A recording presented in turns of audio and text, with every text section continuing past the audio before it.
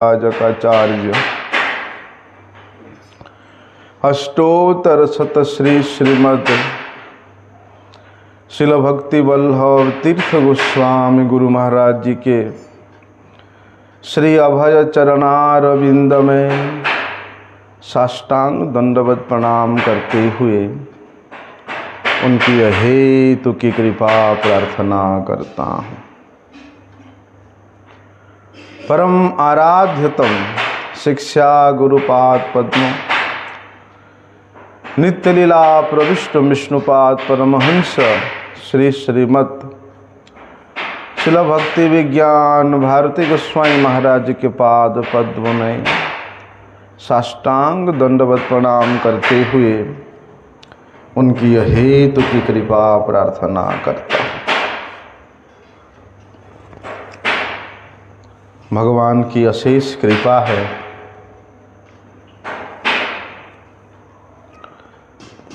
कि इस जीवन के माता जी सामने आ जाओ, कुर्सी ले आओ। हमारे सांसों की गिनती खत्म होने से पहले ही भगवान की कथा श्रवण करने का सौभाग्य प्राप्त हो रहा है। इससे अधिक और भगवान का क्या कृपा हो सकता है। कल हम लोगों ने श्रवण किया था कि मुक्ति का वास्तविक अर्थ होता है जो नित्य संबंध भगवान के साथ हमारा विस्मृति हो गया है और उस विस्मृति के कारण उस विस्मृति रूपी निद्रा से निकल करके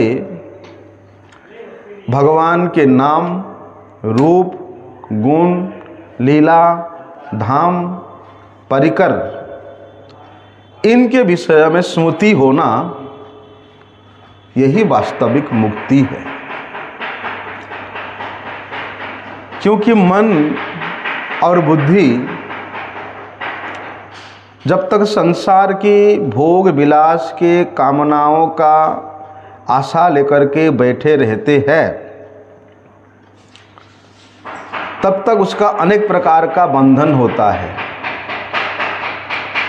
भोग की आशा का कामना, सुख प्राप्ति के आशा का कामना, ये उसका बंधन है। और उस बंधन से मुक्त होने का मतलब है भगवत संबंधी वस्तुओं का स्मरण होना। ना केवल स्मरण, अपने बुद्धि के वृत्ति को उस भगवत संबंधी वस्तुओं के सेवा में लगाना, ये सर्वश्रेष्ठ मुक्ति है। और ये मुक्ति का सर्वश्रेष्ठ साधन भगवान कृपा करके ये मनुष्य शरीर में प्रदान किया है। मनुष्य शरीर एक ऐसा सुलभ और सुदुर्लभ साधन है जिसके द्वारा मनुष्य अपनी सर्वश्रेष्ठ विवेक का उपयोग करके उस स्थिति को प्राप्त कर सकता है। ऐसे कि उच्चतर लोकों के प्राप्त होने से जो सुख या भोग की प्राप्ति होती है, बल्कि मनुष्य शरीर में यदि आप वो सुख की प्राप्ति के लिए लगा दिया तो आपसे बड़ा कृपण और कोई नहीं है। इसलिए इसके आगे के श्लोक में सुखदेव गोस्वामी जी एक बड़े सुंदर बात वर्णन करते हैं कि भैया शाब्दस्य ही ब्रह्मण एव पंथा यत नाम भी ध्यायति धीरपाथ ही परिभ्रमं तत्र न विन्दति अर्थान मायामये वासनया शयान। बोलते हैं वेदों में अनेक शब्द ऐसे हैं पता नहीं उसका काम कब पूरा होगा। वेदों में ऐसे अनेक शब्द हैं जो शब्द की मनुष्य के बुद्धि को मोहने वाला होता है, क्योंकि वेदों में स्वर्ग प्राप्ति के लिए बहुत से उपाय बताया है। उच्चतर लोगों की प्राप्ति के लिए बहुत से शब्द, बहुत से उपाय बताया है। ब्रह्मलोक की प्राप्ति के लिए बहुत कुछ प्रलोभन दिया है वेदों में। तो वेदों के ये शब्दों के फेर में पढ़ करके मनुष्य का बुद्धि बोलते उन वस्तुओं की ओर प्राप्त करने के लिए ले जाता है। इसलिए बताते हैं परिभ्रमं तत्र विन्दते अर्थान।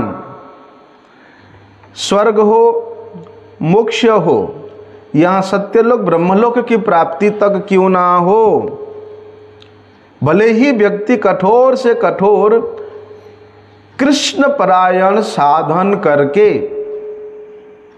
कृष्ण परायण नहीं, एक होता कृष्ण साधन मतलब बहुत कठिन साधन करके उन उच्चतर लोकों की प्राप्ति भले ही कर ले, लेकिन उसको परिभ्रमण कराता रहेगा। इसलिए जब तक भैया स्वर्ग की उस मायामयी कल्पनाओं के, वासनाओं के सपनों में जब तक हमारा बुद्धि मंडराते रहेगा, तब तक वास्तविक लोक की प्राप्ति, वास्तविक सुख की प्राप्ति, वास्तविक शांति की प्राप्ति हमें कभी नहीं हो सकता है। क्योंकि विशेष रूप से देखा जाता है मनुष्य अपने समाज में, अपने परिवार में एक सर्वश्रेष्ठ सुखी के रूप में रहना चाहता है। परिवार के हिसाब से उससे ऊपर उठें तो उस समाज में जितने लोग हैं बोलते उनमें से सर्वश्रेष्ठ सुखी के व्यवस्था करने के लिए लगता है। उससे ऊपर उठें तो उस राज्य में जितना भी सुख की संसाधन है वो सब प्राप्ति करने के लिए प्रयास करता है। उससे ऊपर उठें तो उस देश में जो सर्वोच्च पद के अनुरूप जो सुख के संसाधन है उसको प्राप्त करने के लिए प्रयास करता है। फिर भी उसका मन इस भूमंडल के सभी सुखों की प्राप्त करने के बाद भी उसका मन नहीं भरता, तो इसके ऊपर के लोगों की सुख के लिए प्रयास करता है कि सुनता है अरे भैया यहाँ के सुख से तो अधिक सुख स्वर्गलोक की है। तो स्वर्गलोक की सुख प्राप्ति करने के लिए, चलो स्वर्गलोक छोड़ो, उससे पहले दूसरे लोग हैं, सोचते अरे भैया चंद्रमा के लोक में जाने से सुख मिलेगा। कोई बोलते हैं शुक्र के लोक में जाए, शुक्र ग्रह में, चंद्रमा में हैं, मंगल ग्रह में, वहां जाकर के इस पृथ्वी के लोग सुख की खोज करने में लगते हैं। अर्थात सुख की खोज का भैया कहीं भी अंत नहीं है। आप इस धरा के, इस पृथ्वी के जितना भी संसाधन है भले ही उसको आप एकत्र कर लो, इस प्रकृति को आप जितने दोहन कर सकते हो उतना दोह लो, फिर भी उससे उपलब्ध सुख से उसको शांति, उसको तुष्टि नहीं मिलती है कि और सुख चाहिए। लेकिन भैया कितने भी ये चतुर्दश ब्रह्मांड में जाकर के आप सुख की खोज करो, भले ही आपको मिल जाए, लेकिन आपको पुनः इस मर्त्य में आकर के आना ही पड़ेगा। स्वयं भगवान इस बात को भगवद गीता में बड़ी जोर देकर के कहते हैं कि आप ब्रह्म भुवनात् लोका पुनरावर्तिनो। ये जो चतुर्दश भुवन है,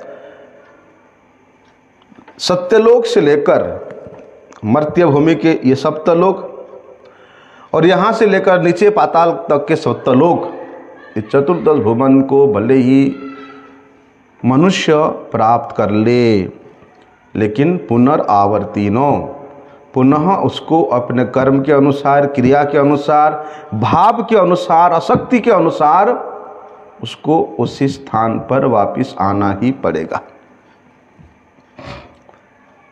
इसलिए भगवान कहते आब्रह्म, ब्रह्मा जी के लोक तक प्राप्त करने के बावजूद भी बोलते इस पृथ्वी लोक को आना ही पड़ता है, क्योंकि ब्रह्मलोक से लेकर नीचे की जो लोक है, जो 6 लोग है, बोलते ये क्या है? ये सुख भोग की भूमियां हैं। यहाँ उत्तरोत्तर सुख की, भोग की वृद्धि प्राप्त होता है। हमारे मर्त्य भूमि में जितने प्रकार के सुख है, उससे अच्छा इसके उच्चतर लोकों में है, उससे उच्चतर स्वर्ग में है, उससे उच्चतर महलोक, जनलोक, तपलोक, सत्यलोक में इस प्रकार सुख के संसाधन वहाँ बढ़ता ही जाता है। इसीलिए भले ही उन सुख के भूमियों को लोग प्राप्त क्यों ना करें, लेकिन जैसे ही उन लोगों के पुण्य समाप्त हो जाता है, उनको पुनः वापिस लौट करके इस संसार में आना ही पड़ता है। और बोलते हैं जितना भी ये भोग की भूमियां हैं, उनमें से सर्वश्रेष्ठ है ब्रह्मलोक। केवल मात्र इस पृथ्वी लोक के राजा हो, हम लोग क्या सोचते हैं, अरे हम यहाँ का राजा है, धन संपत्ति से परिपूर्ण है, स्त्री है, पुत्र है, परिवार है, वयस मतलब जौवन वयस है, निरोग है, सब संसाधन है, तो इस मृत्युलोक में हम इसको पुण्य सुख मानते हैं, है ना। मृत्युलोक का पुण्य सुख तो यही है। लेकिन भैया इस मृत्युलोक के सुख से 100 गुना अधिक सुख बोलते मर्त्य देवताओं का होता है। ये मर्त्य देवता क्या है? बोलते जो यहाँ पर जो मनुष्य पुण्य कर्म करके देवलोक को प्राप्त होते हैं, अब देवलोक के प्रापक सुख को भोगने के बाद उनका जब पुण्य क्षीण हो जाता है, वे पुनः जब इस मृत्युलोक में आ जाते हैं, उनको बोलते हैं मृत्युलोक देवता। तो वे मृत्युलोक देवता ये संसार में रहते हुए भी बोलते हैं यहाँ के साधारण मनुष्य के सुख से 100 गुना अधिक सुख की प्राप्त करते हैं। और बोलते इन मर्त्य देवताओं से और 100 गुना अधिक सुख आजान देवताओं का होता है। आजान देवता कौन है? बोलते आजान देवता वो है जो कल्प के आदि से लेकर अंत तक, कल्प क्या है? ब्रह्मा जी का जो एक दिन है वो एक कल्प है। कैसे? बोलते जब हमारा पृथ्वी का ये जो चतुर्युग है ये 1000 बार व्यतीत हो जाता है, तब ब्रह्मा जी का एक दिन होता है, वो एक दिन हमारे लिए एक कल्प होता है, केवल दिन रात की नहीं। ऐसे ही चतुर्युग जब 1000 बार व्यतीत हो जाता है भूमंडल का, तब ब्रह्मा जी का एक रात होता है। तो ऐसे जो एक कल्प सृष्टि के ये कल्प, एक कल्प के प्रारंभ में जो देवता देवलोक में रहते हैं और अंतिम तक रहते हैं, बोलते उनको आजान देवता कहते हैं। और इन आजान देवताओं के सुख से भी 100 गुना अधिक सुख इंद्र का होता है, और इंद्र के सुख से भी 100 गुना अधिक सुख ब्रह्मलोक के निवासियों का होता है। और ब्रह्मलोक के सुख से भी अनंत गुना अधिक सुख बोलते हैं भगवत प्राप्ति में है, तत्वज्ञ होने में है, जीवन मुक्त होने में है। ऐसे जो महापुरुष हैं उनको उस ब्रह्मलोक के सुख से भी अनंत गुना अधिक सुख की प्राप्ति होती है। बोलने का मतलब ये है कि हमारे ये जो भूमंडल है, पृथ्वी मंडल है, इस पृथ्वी मंडल से लेकर ब्रह्मलोक पर्यंत जो सुख है ये सीमित है, अनंत नहीं है, सीमित है, परिवर्तनशील है, और एक ना एक दिन ये नष्ट होने वाली भी है, विनाश की ओर प्राप्त होने वाली है। लेकिन भगवान के धाम को प्राप्त करने के उपरांत अर्थात भगवत प्राप्ति का जो सुख है वो अनंत है, अपार है, अगाध है, कल्पना से भी अतीत है। और वो सुख नित्य सुख है, वे चिन्मय सुख है, वे कभी नष्ट होने वाला नहीं है। भले ही अनंत ब्रह्मा के जीवन काल समाप्त हो जाए, अनंत ब्रह्मांड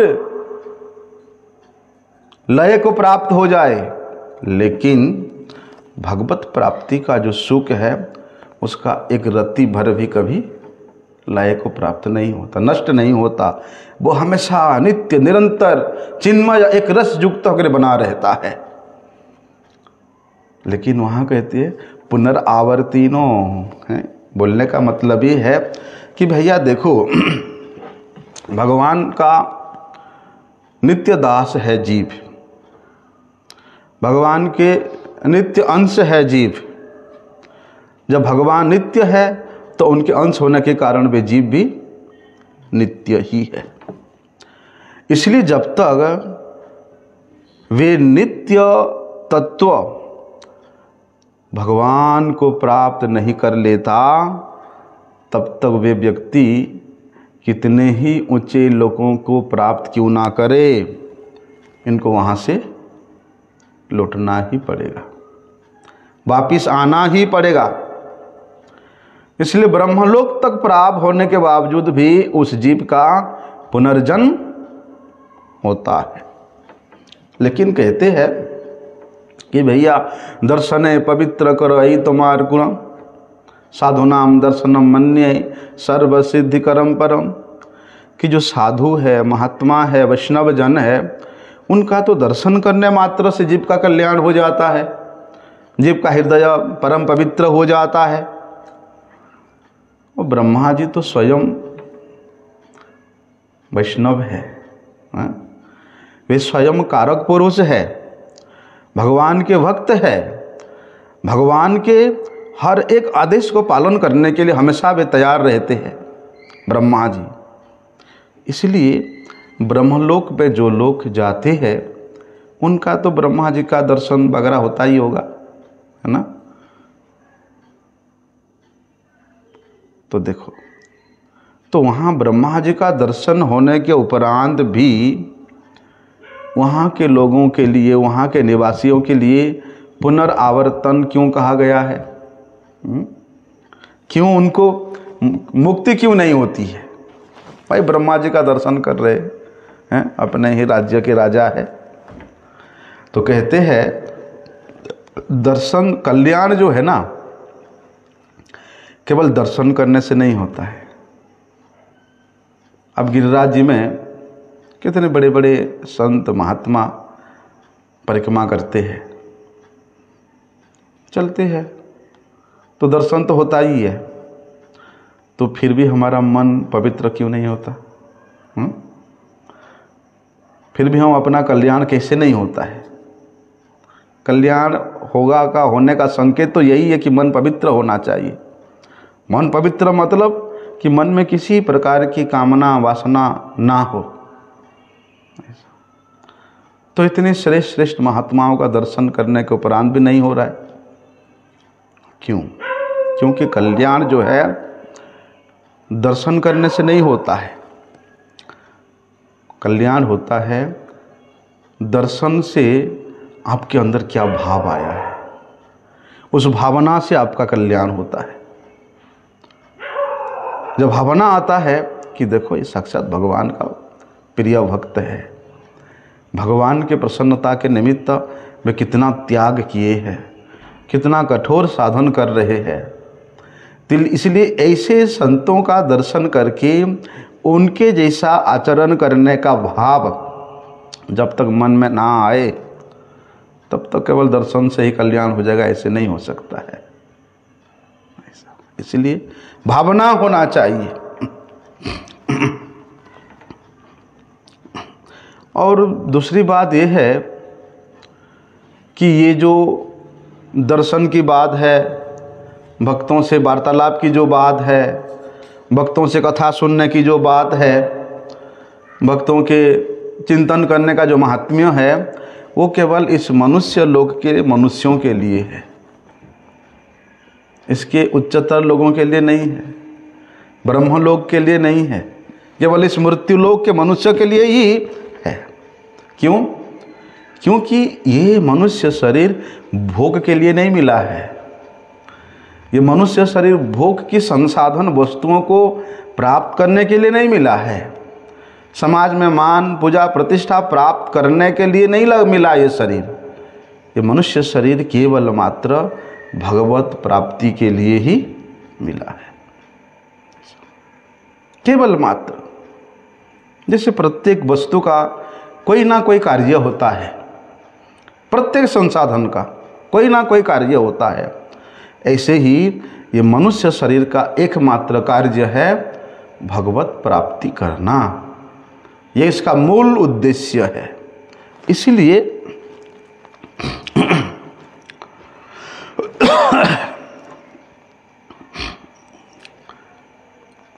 यदि किसी मनुष्य को भगवान के प्राप्त करने का किसी उपाय मिल जाता है, किस प्रकार से मिलता है?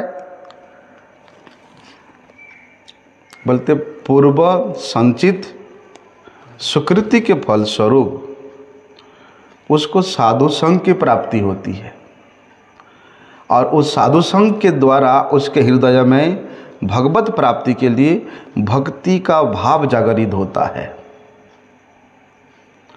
और वही भक्ति भाव के फलस्वरूप यदि उस व्यक्ति उस भाव को कभी मिटाता नहीं है, उस भाव को कभी लोप्त होने नहीं देता, उस भाव को कभी बुझने नहीं देता, तो वास्तव में वो अपने वास्तविक उद्देश्य को अवश्य प्राप्त कर लेता है।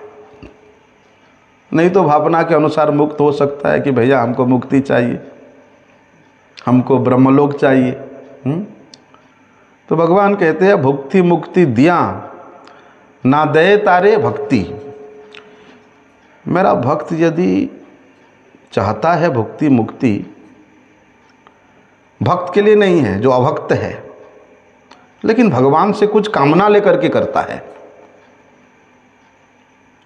कुछ वांछा लेकर के भगवान का भक्ति करता है, तो इस प्रकार के भक्त तो शुद्ध भक्त नहीं है। जो संपूर्ण भगवत प्रसन्नता के लिए भगवान के चरण में सब कुछ समर्पित करके भक्ति करता है, वो वास्तव में शुद्ध भक्त है। लेकिन फिर भी यदि कभी कभी ऐसे भक्त के मन में कामना वासना के प्रति विशेष आकर्षण रहता है, तो भगवान बोलते जा देख के आ जा। नारद जी के मन में भी हुआ था कि भगवान हमारा भी ब्याह करने का इच्छा है, आप करने ही नहीं देते हो। अर्थात आपकी जो माया है, सुनते हैं माया माया, लेकिन कभी देखा तो नहीं है, दिखाओ तो कभी। नारद जी का इच्छा हुआ, भगवान ने बोले चलो देखना है तो। अब चलते चलते भैया नारद जी को सब कुछ दिखा दिया। नारद जी का शादी भी हो गया, बच्चे भी हो गए, कितने सालों उन परिवार में रह करके फंस भी गए हैं। प्रलय आया, बाढ़ आया, बाढ़ में बच्चे बह गए, पत्नी बह गए, घर बह गया, खुद बह गए। बहते बहते बोलते प्रभु बचा लो बचा लो बचा लो। बहते बहते आगे भगवान के चरणों में गिरते, प्रभु मुझे बचा लो। भगवान कहते क्या हुआ नारद जी, ये प्रलय मेरा सब कुछ बह गया, बाढ़ में घर बह गया, पत्नी बह गए, बच्चे बह गए, पशु बह सब बह गए। भगवान कहते अभी तो मेरे साथ चल रहे, तभी तो मेरे पास ही बैठे हो, कहाँ से प्रलय, कहाँ से तुम्हारा पत्नी हुए, कहाँ तुम्हारे बच्चे हुए। नारद जी बोलते प्रणाम आपको, देख लिया आपके माया देख लिया आपके माया है? देखो, इसलिए ये एक स्वप्न तुल्य है। भले ही हम लोग सोचते हैं कि इस संसार में सब कुछ संसाधनों के बीच में हम जो 80 साल जी गया, 100 साल जी गया, हमारे बच्चे हो गए, पोते हो गए हैं, सब कुछ देख लिया, लेकिन ये एक स्वप्न मात्र है। हमारे से ऊपर रहने वाले जो स्वर्गलोकवासी है, उनके लिए एक सपना मात्र है, ब्रह्मलोक वासियों के लिए एक सपना मात्र है। जैसे हम लोग कभी भी स्वयं स्वप्न देखते हैं, उन सपनों में कितना लंबा, कितने सालों तक का हमारा गमन हो जाता है, सपने में ही होता ना। ऐसा जैसे हम देखते कि छोटे से एक पतंगा है, बारिश के दिन में अभी प्रकट हुआ, उड़ा, 2 मिनट 2.5 मिनट के अंदर उसका जीवन समाप्ति है, छोटे से पतंगा। ऐसे ही जब उच्चतर लोग देखते हैं, अरे ये भी तो मनुष्य कीड़े मकोड़े जैसा, अभी सृष्टि हुआ है, अभी पैदा हुआ और अभी 2-2.5 मिनट में समाप्त हो गया। लेकिन हमको लगता है अरे हम 80 साल जी गए, हम 100 साल जी गए, सब सुख भोग लिया, पोते पति भी देख लिया, ऐसे सोचते हैं।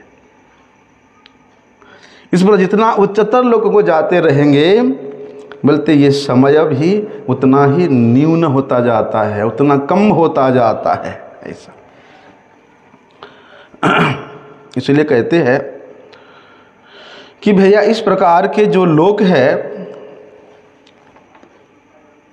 कभी भी भगवत पाद पद्मों को नहीं प्राप्त कर सकते, जिनके मन में आशाएं हैं, कामनाएं हैं, वासनाएं हैं, शरीर और शरीर संबंधी वस्तुओं के प्रति स्नेह है, ममता है, आसक्ति है।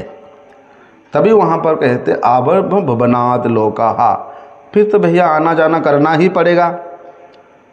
लेकिन कहते हैं इस प्रकार की यदि उन उच्चतर लोकों में रहते हुए भी, भले भी स्वर्ग में हो या उसके ऊपर के लोकों में भी रहते हुए, किसी के मन में मुक्ति प्राप्त करने के लिए तीव्र लालसा हुआ, वहाँ संसाधन नहीं है कुछ साधन करने का, क्योंकि वहाँ भोग साम्राज्य है वो। लेकिन फिर भी उन भोग विलास के मध्य में रह करके उच्चतर लोगों का कोई जीव का मन में तीव्र लालसा हुआ मुक्ति प्राप्त करने के लिए, तो उस तीव्र लालसा के कारण मुक्त हो जाता है। नहीं तो ऐसे भी भैया हम लोग पशु पक्षियों में अभी भक्त हुए हैं, ऐसे कई चरित्र सुने हैं, लेकिन वो अपवाद रूप से है, आधिकारिक रूप से नहीं है। भगवत प्राप्ति करने का आधिकारिक योग्यता तो ये मनुष्य शरीर है, अधिकार दिया गया है, ये तुम्हारा योग्यता है। देव शरीर में योग्यता नहीं है, उसके उच्चतर लोगों के शरीर में योग्यता नहीं है। ब्रह्मलोक के सत्यलोक को प्राप्त करने के बाद भी वहां योग्यता नहीं है। इसलिए भैया भगवत प्राप्ति करने का क्वालिफिकेशन केवल ये मनुष्य शरीर में है। नहीं तो भैया अगर सभी को उसका आधिकारिक माना जाए, हैं, पशु पक्षी कीड़े मकोड़े सबको आधिकारिक माना जाए, फिर तो सभी मुक्त हो जाएंगे, किसी को ये पृथ्वी खाली हो जाएगा। हैं क्यों?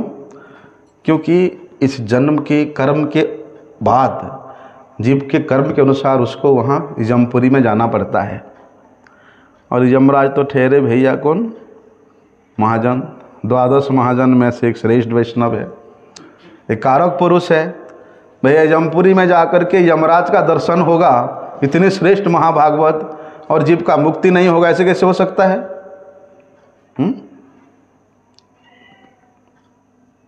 इसलिए ये व्यवस्था केवल इस मर्त्यलोक वासियों के लिए है। ऐसा तो कहीं नहीं सुना कि जमलोक में, जमपुरी में जो लोग गए यमराज जी का दर्शन किया और वो सब मुक्त हो गए। लेकिन कहते हैं ऐसा केवल इस मर्त्यलोक के लिए है, अन्य लोगों के लिए नहीं है। इसलिए दूसरे लोक में रहने वाले प्राणियों के लिए कल्याण भक्त के दर्शन से नहीं होता है, वैष्णव के दर्शन से नहीं होता, यहाँ होता है केवल। क्योंकि यहाँ कल्याण तभी होता है कि उसके विवेक है, विवेक को वो लगाता है कि देखो मैं ऐसा एक श्रेष्ठ वैष्णव का, ऐसे श्रेष्ठ भक्त का दर्शन किया और वास्तव में उनके दर्शन से मेरा मन पवित्र हुआ, तब जाकर के वो फिर उस भक्त के उपदेश के अनुसार अपने भावनाओं को लगाता है, अपने बुद्धि को लगाता है, अपने मन के वृत्तियों को लगाता है, तब जाकर के उसका वहाँ पर कल्याण होता है। इसलिए जीव जो है ये भगवान का अंश है। ममैव अंशो जीवलोके जीव भूता सनातनः। जितना भी जीव है ये भगवान का अंश है। इसलिए अंश होने के बाद वो जहाँ भी जाए उसको लौट करके आना ही पड़ता है। यहाँ पर भटका हुआ जीव कभी ना कभी तो याद आता है अपने माता पिता का। कहाँ जाएगा लौट करके? आएगा ही घर में। यद गत्वा न निवर्तन्ते। क्योंकि भैया जो एक बार भगवत धाम को प्राप्त हो जाता है उसको फिर दोबारा इस चतुर्दश भवन रूपी मृत्युमय लोक में आने की जरूरत नहीं पड़ता है। जैसे कोई व्यक्ति अपने घर में जाता है, घर पर जाता है, अपने घर पे जा रहा है, दूसरे के घर में नहीं। दूसरे घर में तो भैया घूमने फिरने के लिए जाना होता है, हमेशा से रहने देंगे नहीं हैं। जैसे हमारे यहाँ कोई आता है 3-4 दिन बाद हमको बोझ लगने लगता है, अरे कितना दिन रहेंगे हैं।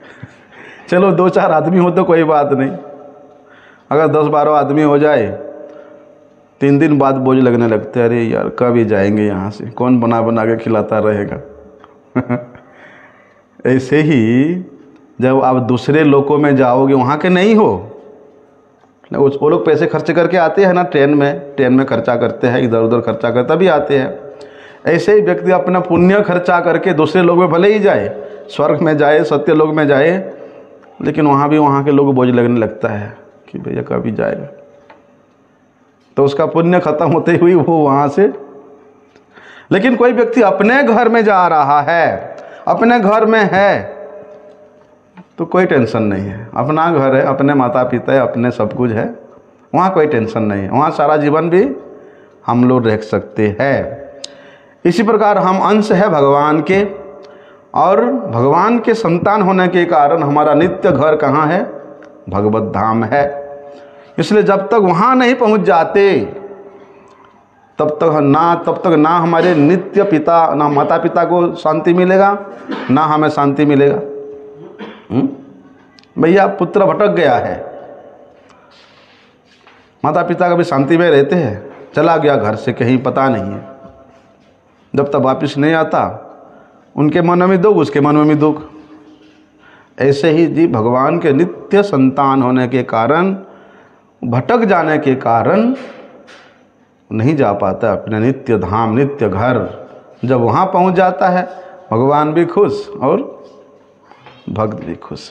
जैसे कोई व्यक्ति सत्संग में जाता है और सत्संग में जा कर के वहाँ ठीक है कथा वगैरह सुनता है,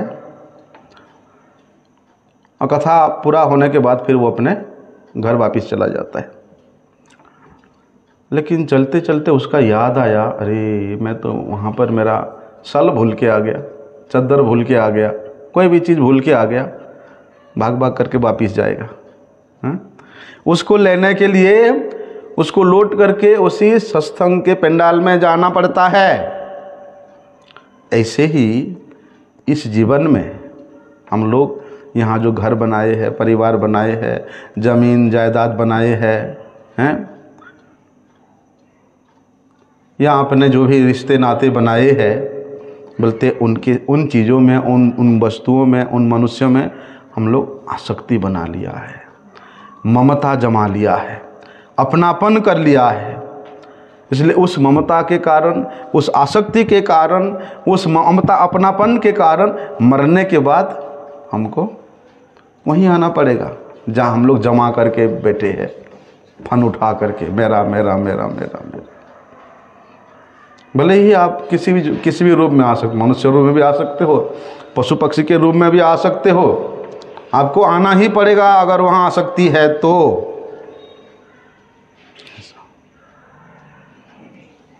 दूसरा कोई उपाय नहीं है, क्योंकि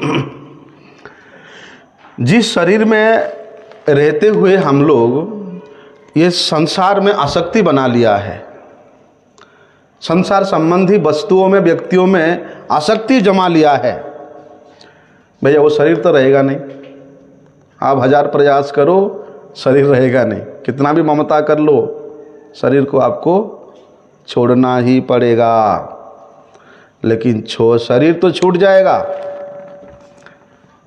लेकिन आपका जो ममता छोड़ के यहाँ रखा है, आसक्ति रखा है उस घर में, वो छूटने वाला नहीं है। इसलिए वो आसक्ति ही आपको दूसरे शरीर में यहाँ लेकर के आना पड़ेगा। किसी भी रूप में, मनुष्य बन करके भी आ सकता है, पशु पक्षी बन करके आ सकता है, अकॉर्डिंग टू देयर एक्टिविटीज, उसके कर्म के अनुसार उसको उस प्रकार का योनि में शरीर मिलेगा ही मिलेगा, ये बात निश्चित है। इसलिए भगवान ने वहाँ पर विशेष रूप से वर्णन किया है कि इस लोक में, उच्च योनि में हो या नीच योनि में जन्म लेने का कारण यही है कि कारणम गुणसंग अस्य सत असत योनि जन्मसु। हम कैसा संग किया, कैसा कर्म किया, बोलते उन कर्मों के संग के प्रभाव के अनुसार हमको यहाँ पर फिर सत असत योनि में जन्म लेना ही पड़ेगा। अर्थात संसार में जो आसक्ति है, ममता है, कामना है, उसको लेकर के हमको लौटना पड़ेगा, आना ही पड़ेगा। लेकिन कहते हैं माम उपेत्य पुनर्जन्म न विद्यते। लेकिन जो व्यक्ति ब्रह्मलोक तक भी जाने वाले व्यक्ति को यहाँ पर जन्म लेना ही पड़ता है, परंतु जो मेरे को प्राप्त हो जाता है, जो मेरे धाम को प्राप्त हो जाता है, उसको दोबारा ये संसार में लौट करके आना पड़ता नहीं है। उसको फिर ये जन्म मरण के चक्र में घूमना नहीं पड़ता है। क्यों? क्योंकि जिस प्रकार से स्वयं भगवान काल से परे है, कालातीत है, उनका नाम, रूप, गुण, लीला, धाम, परिकर सब के सब कालातीत है, सब काल से अतीत है। इसलिए उस कालातीत भगवान को, भगवत धाम को प्राप्त करने के उपरांत न तद भासजते सूर्य न पावक न शशांक यद गत्वा न निवर्तन्ते तद धाम परमम मम। फिर उसको इस मृत्युमय मायामय प्रकृति में, संसार में लौट की आने की जरूरत नहीं पड़ती। इसलिए कहते भगवान माम उपेत्य, कि मेरा दर्शन हो जाए, मेरे भावनाओं में बह जाए, मेरे सेवा के प्रति उसका इंद्रिय की वृत्ति लग जाए, फिर उसको वापिस आने की क्या जरूरत है? जरूरत ही नहीं है, आना ही नहीं पड़ता है। तो भगवान कहते हैं कि भैया मेरे को प्राप्त होने के बाद पुनर्जन्म क्यों नहीं होता? वो जीव मेरे को प्राप्त करने के बाद फिर ये संसार में लौट करके क्यों नहीं आता? क्यों? क्योंकि भैया वो जीव मेरा अंश है, मेरा अंश है, और मेरा जो परम धाम है वो उसका वास्तविक घर है, वो उसका अपना घर है। ये ब्रह्म लोग, स्वर्ग लोग, ये मर्त्य लोग, ये उसका घर नहीं है। यहाँ तो हम लोग किराए पे रह रहे हैं। वो किराए पे रहने वाला व्यक्ति कभी भी सुखी नहीं होता है। किराए पे रह रहे हैं। ये किसका घर है? दुर्गा का, दुर्गा देवी का दुर्ग है। यहाँ हम लोग किराए दे के रह रहे हैं, स्वाधीन नहीं है। सोचते हैं कि मैं अपना घर बना लिया और मैं बड़े शांति में हूँ। नहीं, मैं अपना नौकरी बिजनेस चला लिया, बड़े शांति में हूँ। नहीं, अपने इच्छा के अनुसार अनितियुक्त कार्य करोगे तो उसका भी आपको बंधन का फल भोगना ही पड़ेगा। स्वाधीन नहीं है यहाँ पर भी, लेकिन मान लेते हम स्वाधीन है, जिसके कारण बंधन होता है। इसलिए दूसरे लोग उस जीवात्मा का, वो जीव का घर नहीं है। भगवान का अंश होने के कारण भगवत धाम ही उसका नित्य घर है। जैसे कि भैया ट्रेन में जहाँ तक का हमारा टिकट होता है, हम लोग वहीं तक ही यात्रा कर सकते है ना, वहीं तक ही बैठ सकते हैं। आपके टिकट जहाँ तक है वो स्टेशन आने के बाद आपको वहाँ उतरना ही पड़ेगा, नहीं तो फाइन देना पड़ेगा। पकड़ेगा टीटी। लेकिन यदि भी एक व्यक्ति ट्रेन में नहीं बैठ करके अपने घर में बैठा हुआ है, तो उसको कौन उठा सकता है, कौन उतार सकता है? क्योंकि वो ट्रेन ना हमारा है, ना वो ट्रेन का सीट हमारा है। हमने किराए दे करके वहाँ से वहाँ तक उतने समय के लिए उसमें बैठे हैं। अपना घर नहीं है वो। बोलते ऐसे ही देवताओं के लोग में यदि गया है, मतलब रेलगाड़ी में बैठा हुआ है, उसके उच्चतर के लोगों में गया है, मतलब रेलगाड़ी में बैठा हुआ है। ट्रेन में भले ही कितना सुविधा हो, फर्स्ट एसी हो, एकदम डनलप सीट हो, आसक्ति नहीं कर सकता है, उसको उतरना ही पड़ेगा। ऐसे नहीं बोल सकता कि मैं पैसे दिया हूँ, मेरा सीट है, मैं यहाँ हमेशा बैठूंगा, बोल सकता है? डंडा पड़ेगा उसको, पुलिस का डंडा। ऐसा बोलते इसी प्रकार उसको नीचे उतरना ही पड़ेगा। लेकिन भगवान कहते जो मुझे प्राप्त हो जाता है, मतलब वो मेरे घर में बैठा हुआ है, और मेरे घर में बैठा हुआ वाला व्यक्ति को कभी उतरना पड़ता ही नहीं है। बोलने का मतलब है कि भैया भगवत धाम को प्राप्त किए बगैर आप ऊंचे से ऊंचे लोगों को क्यों ना प्राप्त कर ले, आपका कल्याण नहीं है, उसमें आपका मंगल नहीं है। इसलिए ऊंचे लोकों में जाने के लिए कभी भी कामना नहीं करना चाहिए, कभी इच्छा नहीं करना चाहिए। अगर किंचित भी इच्छा रह जाएगा, अरे मुझे स्वर्ग में जाना था, इतना कुछ तो मैंने पुण्य किया, लेकिन थोड़ा सा 10% बाकी रह गया था, तो उस 10% पुण्य करने के लिए फिर यहाँ आना पड़ेगा, उसके बाद पूरे जीवन रहना पड़ेगा, उसके बाद फिर स्वर्ग में मिलेगा। लेकिन ऐसे नहीं है कि पहले जन्म में आपने वो पुण्य किया है तो उसका फल आपको दूसरे जन्म में स्वर्ग ले जाएगा, ऐसी बात नहीं है। लेकिन अनंत जन्मों में किया हुआ भगवत भक्ति वो कभी नष्ट नहीं होता। आपका पुण्य का फल नष्ट हो जाएगा, लेकिन भगवत भक्ति का जो फल है वो कभी भी समाप्त नहीं होगा, कभी भी नष्ट नहीं होगा। इसलिए ब्रह्मलोक तक जाने पर भी लौट करके आने वाला, मतलब जन्म और मृत्यु रूप बंधन में पड़ने वाला जो संपत्ति है वो आसुरी संपत्ति है। भले ही लगता है कि हमारे पास तो भैया सब एकदम व्हाइट मनी है, लेकिन वो आसुरी संपत्ति है, और आसुरी संपत्ति होने के कारण बंधन का कारण होता है। निबंधाय आसुरी मताहा, इसलिए बताया है कि भैया भले ही वे ब्रह्मलोक को प्राप्त कर ले, लेकिन बंधन ही बंधन है।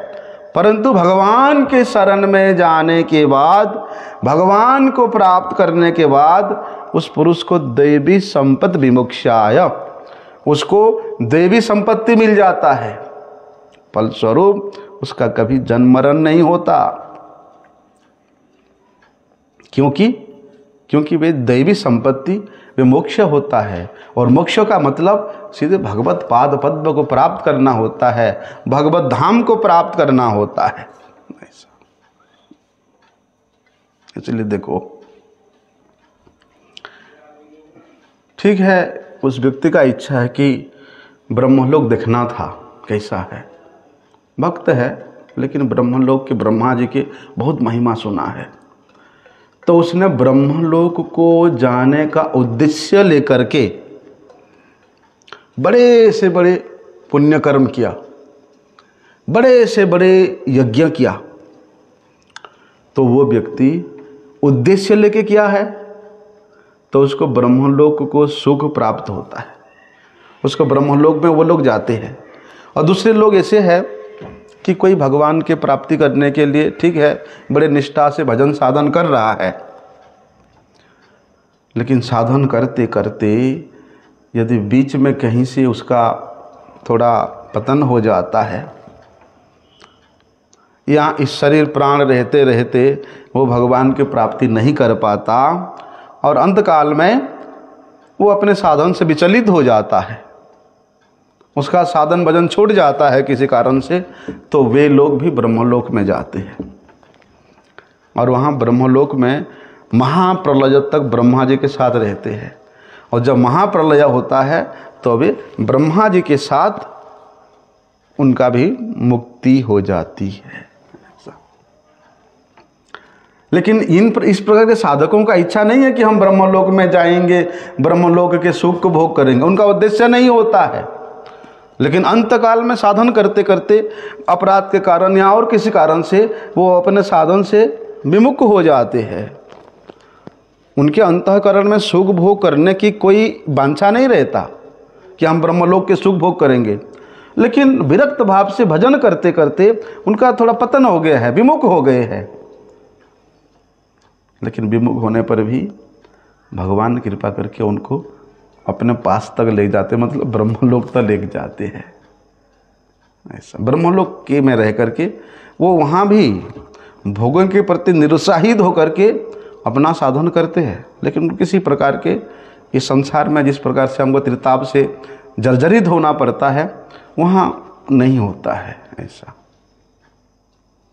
बड़े आराम पूर्वक अपने उद्देश्य को पूर्ति करने के लिए वो वहाँ लगा रहता है।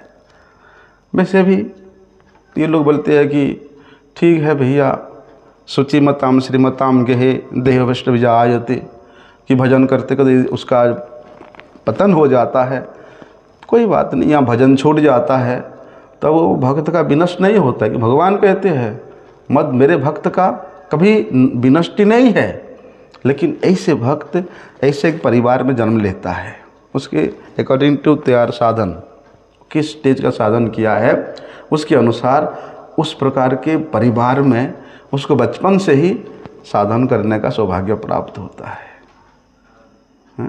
तो इस लोक से और अच्छा है कि वो ब्रह्मलोक को प्राप्त करे, लेकिन उद्देश्य उसका ब्रह्मा जी के साथ में रह करके भगवान को इच्छा को पूर्ति करना है।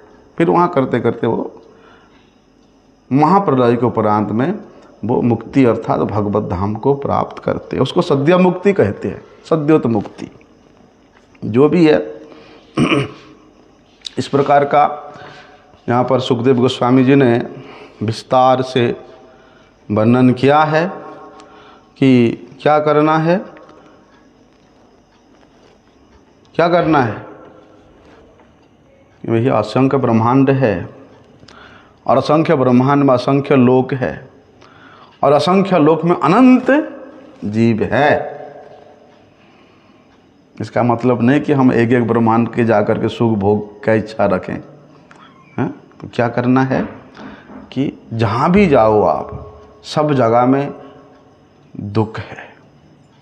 किस प्रकार दुख? जन्म, मृत्यु, जरा और व्याधि सर्वत्र है।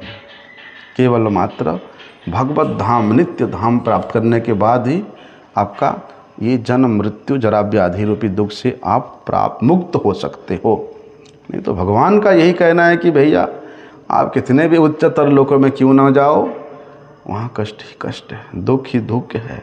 आपको वहाँ के नियमों के अनुसार पुण्य समाप्त होते ही नीचतर लोकों में जाना ही पड़ेगा। असली सुख तो भैया भगवत धाम में है, जहाँ किसी प्रकार के कोई कष्ट नहीं।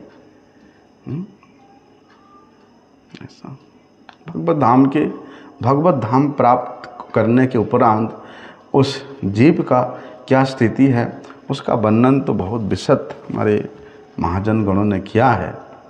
अभी ये श्लोक में उसका वर्णन करने का कोई विषय वस्तु नहीं है, लेकिन जैसे जैसे हम आगे आगे बढ़ेंगे सब श्रवण करेंगे।